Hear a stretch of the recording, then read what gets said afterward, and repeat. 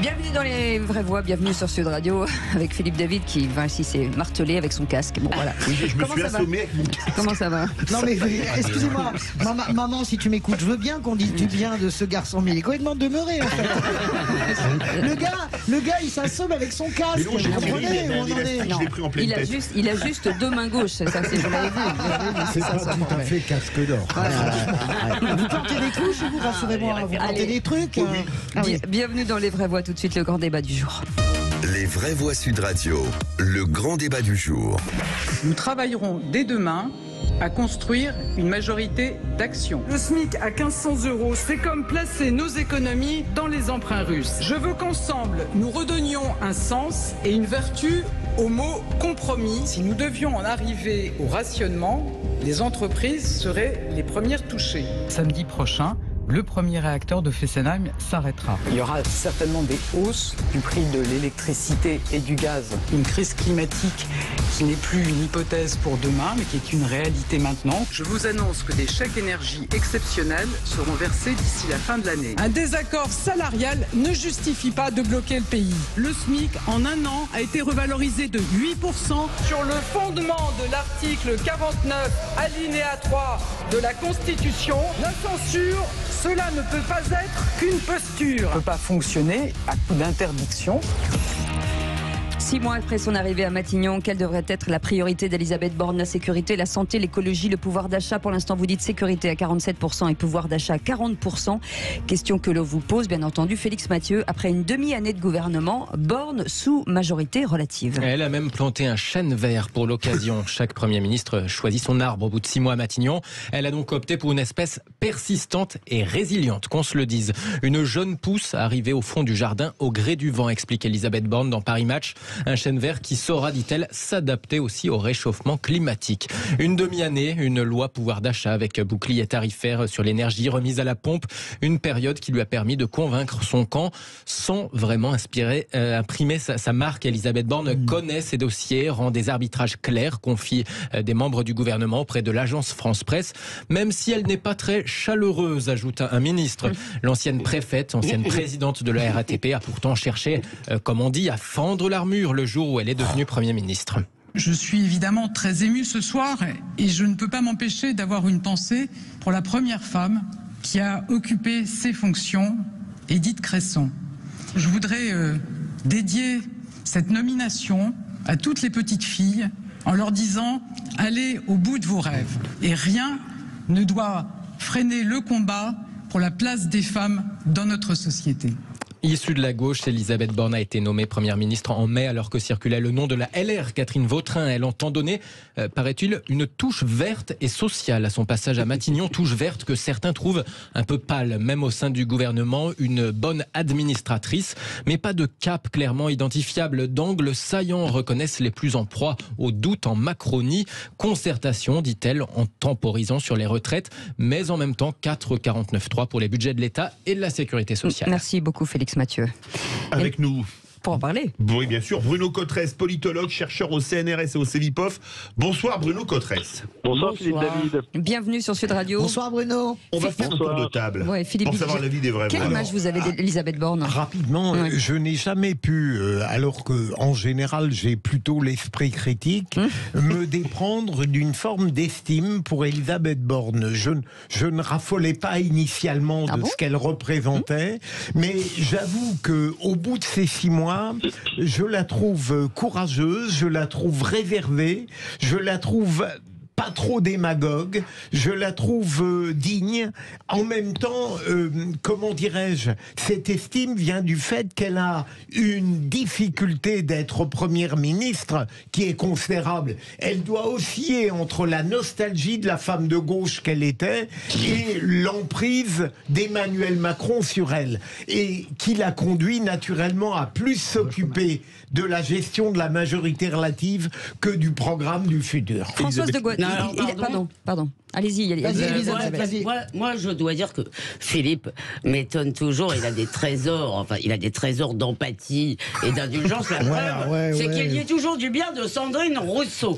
J'ai un peu évolué. Bon, d'accord. Enfin, j'ai entendu dire du bien de Sandrine Rousseau. Moi, je dois dire dans l'étincelle initiale.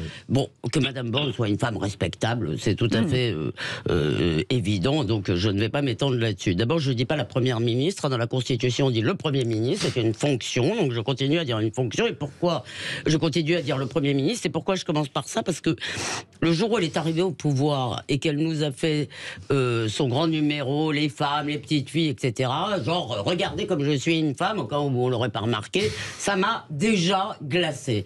Et d'ailleurs, elle dit oui, il faut s'occuper du sort des femmes. Moi, je vais vous dire une chose. Si on voit ce qui se passe à l'université, à l'école, où les garçons sont largués, en fait, là je parle globalement, on devrait plutôt commencer à se préoccuper du sort des hommes, par ailleurs. Mais j'en ai ras-le-bol de cette victimisation chouineuse des femmes.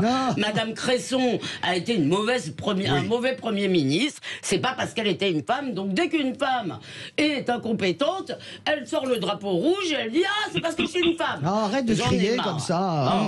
Mais fais pas ta misogyne. Ça ne va pas. Et par ailleurs, juste sur la politique, si vous voulez, moi j'attends de nos gouvernants, si vous voulez, qu'ils donnent un cap et qu'ils nous redonnent le sens de la nation. Et ça devrait être le rôle d'ailleurs d'Emmanuel Macron. Ni l'un ni l'autre ne le font, me semble-t-il. Je voudrais rebondir sur ce qu'a dit Philippe. Françoise de Gaulle a dit la femme de gauche qu'elle était. Oui, elle est de gauche comme je suis archevêque. Elisabeth Borne, excusez-moi, et vous vous rendez compte à quel point je suis archevêque, ou archevêchesse, si vous voulez, si nous sommes dans l'église danoise ou d'Europe du Nord. Non mais objectivement, c'est facile de dire elle est de gauche. Moi j'ai bossé avec Elisabeth Borne, donc je la connais bien. Elle est exactement comme je pensais qu'elle serait, c'est-à-dire, voilà, elle n'imprime aucune marque, encore moins que Jean Castex. Elle vit sous l'ombre portée d'Emmanuel Macron. J'ai entendu, et c'est difficile de vivre sous l'ombre portée d'Emmanuel Macron, c'est une très bonne technicienne. Elle a assez peu de sens politique en réalité. Moi je me souviens les premiers papiers disant c'est génial, elle est maline, etc. Non, mais c'est peut-être pour ça qu'elle a été mais elle n'est pas à un niveau, même sur les réponses à l'Assemblée nationale, elle est une très bonne technocrate, balancée à un poste dont de toute façon Emmanuel Macron se moque. C'est lui la politique française, c'est lui la France, c'est lui l'univers, c'est lui le soleil, c'est lui la terre, voilà. Bruno Cotteret, Bruno Cotteret, est-ce que voulez-vous répondre à l'archevêchesse de Goa, le cardinal Bilger et l'évêchesse de Lévis? Évêchesse, je vous en prie, pourquoi je serais Vous avez de jolies évêchesses, en tout cas. Je dirais que si je devais donner un portrait général d'Elisabeth Borne au bout de 6 mois, c'est une première ministre sérieuse qui dit des choses sérieuses de manière un peu triste à un pays qui ne va pas bien. Et donc ça ne soulève pas l'enthousiasme, tout ça, et effectivement, elle n'arrive pas à imprimer sa marque. Pour le moment, les données qu'on a dans les enquêtes d'opinion montrent que pour le moment, il n'y a pas de phénomène Borne qui existe dans l'opinion. Au mieux, elle est perçue comme quelqu'un de sérieux, qui bosse, qui exerce sa fonction de manière extrêmement sérieuse. Mais beaucoup voient en elle simplement l'exécutant de consignes que lui donne Emmanuel Macron, ou voient en elle quelqu'un qui a du mal à montrer de l'empathie, des sentiments pour ce qui est en train de se passer dans le pays, avec tous les problèmes qu'il y a. Donc pour le moment, une première ministre qui a beaucoup de mal à trouver son image dans l'opinion entre le souvenir qu'a laissé Édouard Philippe et celui différent qu'a laissé Jean Castex. À votre avis, Bruno Cotteret, est-ce que précisément le président de la République, qui a mal vécu, j'allais dire, l'aura, c'est un mot trop fort, en tout cas la domination d'Édouard Philippe dans les sondages par rapport à lui, n'a pas fait en sorte de choisir quelqu'un qui ne lui porterait pas ombrage, et en tout cas qui n'est pas candidate à quoi que ce soit d'autre? La réponse. Alors c'est sûr que dans le couple exécutif de la Ve République, d'abord c'est un problème assez fréquent, assez récurrent, et c'est vrai que là ça s'inscrit pleinement dans ce couple exécutif d'un président qui a un Premier ministre, une première ministre qui ne lui fait pas d'ombre. Ça, c'est certain. Et de ce point de vue-là, il y a un contraste très évident avec Édouard Philippe, qui lui a laissé dans l'opinion le souvenir qui est à la fois la compétence technocratique, mais aussi la stature d'homme d'État, ou Jean Castex, qui était la compétence technocratique, mais la bonhomie, la simplicité. Et là, on voit effectivement qu'on a une première ministre qui, effectivement, Philippe, vous avez raison, ne fait pas d'ombre au président. Elle a été un peu plus populaire qu'Emmanuel Macron, néanmoins, au début de son mandat. Et aujourd'hui, ils sont tous les deux en popularité déclinante. Oui, c'est un vrai problème d'ailleurs, Bruno, parce que le duo de la 5e est souvent comme ça, ou alors vous avez les grands duels entre Mitterrand et Rocard, par exemple, ou entre Chirac et Giscard. Donc, soit parce que tout le monde veut accéder à la fonction suprême. Là, on est dans un scénario quand même qui est tout à fait classique, mais qui est dangereux aussi pour Emmanuel Macron, parce que un Premier ministre fort, c'est aussi un Premier ministre qui vous sert de bouclier. On voit bien comment, au milieu de la crise des Gilets jaunes, tout l'entourage d'Emmanuel Macron a refilé la patate chaude à Édouard Philippe, a commencé à essayer d'inscrire dans la tête des gens que de toute façon tout ça était la faute d'Édouard Philippe qui ne voulait pas lâcher.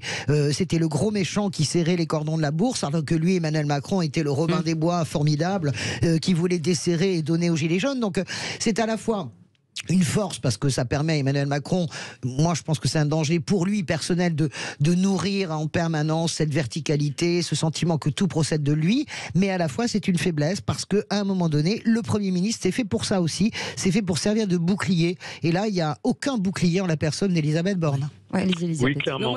Pardon, allez-y. Bruno. Bruno, ouais.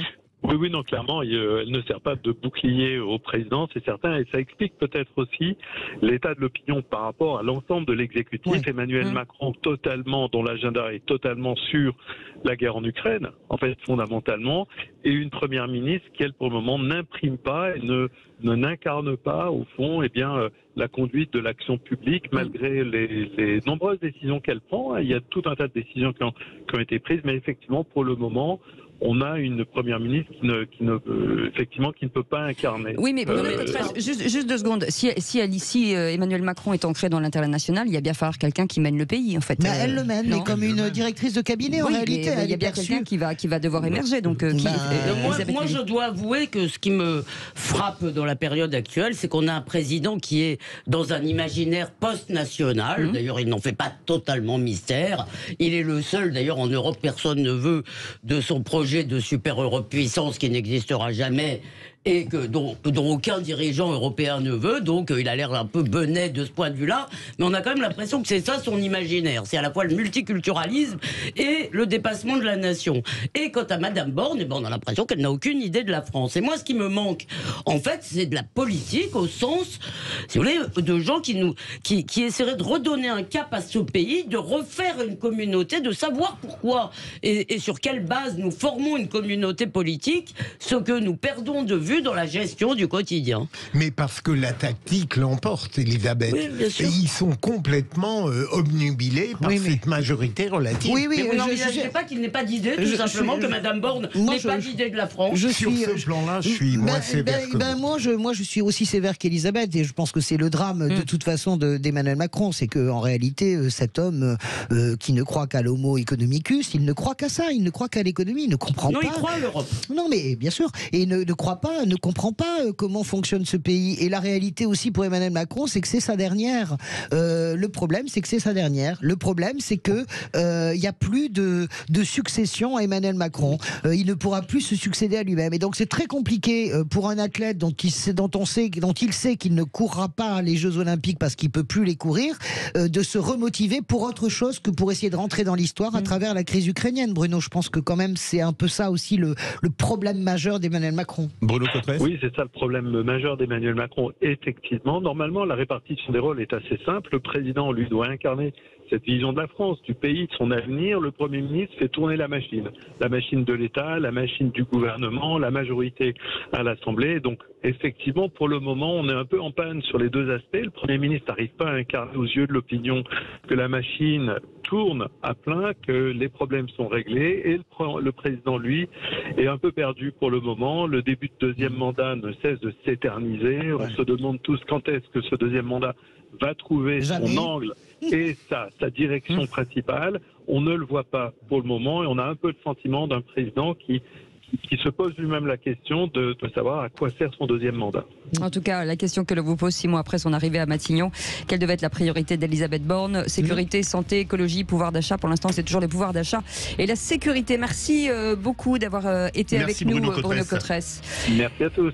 Politologue, chercheur au CNRS Excellent. et au CEVIPOF de Sciences Po. Et encore, que va-t-il se passer s'il y a dissolution de l'Assemblée nationale? Alors là, C'est ça le nouveau cap en fait. Le Moi, seul j'y truc crois qui peut pas. se Je pense passer. qu'il n'y aura pas. Moi Moi, j'y j'y crois. crois pas. J'y Moi, crois pas un instant non plus. Prenons les Moi, j'y paris, crois. Philippe. Moi je prends les paris, je gagne Il n'y toujours. aura pas. il y aura Il n'y pas. aura pas. Moi je prends les paris. J'avais dit, Non, moi, je suis sûr j'avais qu'il y dit aura Zemmour pas. 7% à l'époque où il était à 20 et Allez, j'avais on gagné. tient les paris. Dissolution. Dissolution pour Pas dissolution. François Non. Leroy et pas dissolution pour Non, Philippe non, Ligère, non. Elisabeth Elles s'en Lévy. foutent. Moi, je pense que... Non, parce que quand tu n'auras pas que ouais. les J'y crois journalistes pas. politiques Non. ont trouvé un truc pour amuser la galerie Non, je et crois voilà. pas. Blablabla. Et on en parlera. L'Ilibus, Allez. nous aurons gagné. Nous Il sommes faut solidaires. mettre de la Allez. thune sur ce truc-là. Dans un instant, le coup de gueule de Philippe David sur les sanctions à géométrie variable. Dans le rugby, attention, ça va chauffer encore. À tout de suite. Bienvenue sur Sud Radio.